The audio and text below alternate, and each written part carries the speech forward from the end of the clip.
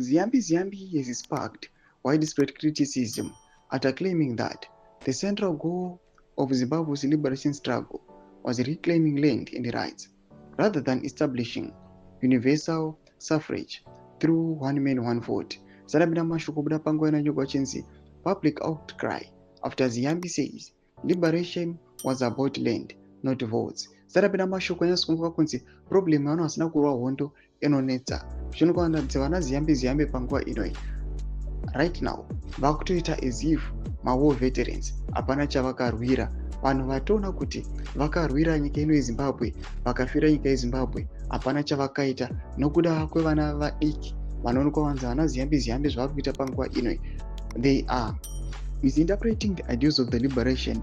And subscribe or like out on the bell icon. TSHABANGU aimobuda nyongwa muchinzi Justice, Legal and Parliamentary Affairs Minister made the remarks during the interactive briefing with the journalist in Harare on Thursday, where he discussed the Constitution of Zimbabwe Amendment Bill number 3. In quotes, "We went to war because the colonizer took our land and our rights, and we wanted to liberate ourselves from the colonizer so that we can govern and decide how we govern. Hence, from 1980 to 1990, we never had a direct presidential election," Ziyambi said. He added, "The very authors of one man, one vote or of elections don't have direct elections. In the United Kingdom, for instance, you vote for MPs and the majority party proposes a prime minister and the monarchy approves it.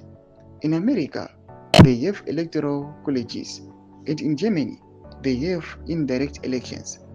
Critics argue that Ziyambi's comments undermine the historical commitment to democratic participation and equal voting rights promised during the liberation struggle. Many have described the remarks as revisionist